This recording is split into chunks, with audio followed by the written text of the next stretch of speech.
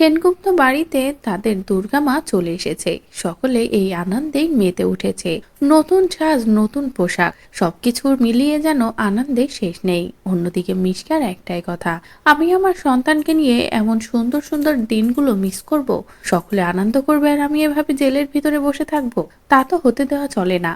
যে কোনো প্রকারে আমার তো বেরোতেই হবে।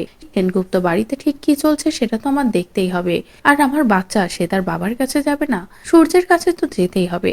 বলেই মিশকা কনস্টেবলকে বলে, তোমাকে ব্যবস্থা করতে হবে। যে কোনো প্রকারে আমি এখান থেকে বের হব, আর সবাইকে ম্যানেজ করার দায়িত্ব তোমার।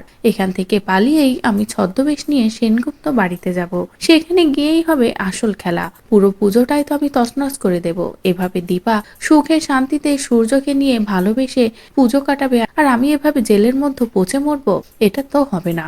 বলেই মিশকা কনস্টেবলকে এমন ভাবে ওয়ার্নিং করে যে সেও ভয়ে ভয়ে মিশকার পালানোর ব্যবস্থা করে দেয়। মাঝরাতে কিভাবে জেল থেকে বেরোবে মিশকা, সেই ব্যবস্থাই করে কনস্টেবল। এরপরে এই মিশকা সবার চোখকে ফাঁকি দিয়ে ঠিকই জেল থেকে পালিয়ে যায়। অন্যদিকে সেনগুপ্ত বাড়িতে সকলে পুজোয় মেতে থাকলে ঠিক তখনই সেখানে নতুন ছদ্মবেশ নিয়ে পৌঁছে যায় মিশকা। এদিকে সকলে তো এতটাই ব্যস্ত থাকে, কারোর কোনো দিকে খেয়ালই থাকে না। দীপা সূর্য তো এটাই ভাবে যে মিশকা তো জেলে আছে, তাদের জীবনে এখন আর কোনো ঝামেলাই নেই বলে সকলে নিজেদের মতো আনন্দ করতে থাকে। ঠিক সেই মুহূর্তে মিশকা সেখানে গিয়ে দীপা ও সূর্যকে একসাথে দেখে ভীষণ রেগে যায় আর বলে, এভাবে সূর্য তুই দীপাকে নিয়ে ভালো থাকবি আর আমাকে ভুলেই যাবি? তা কি কখনো হয়?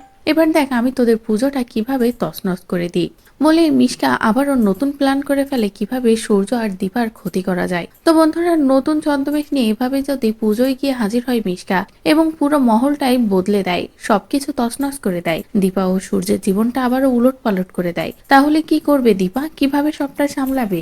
আপনাদের ঠিক কি মনে হচ্ছে তা অবশ্যই কমেন্ট করে জানিয়ে দিন। পরবর্তী আপডেট পেতে চ্যানেলটি সাবস্ক্রাইব করুন।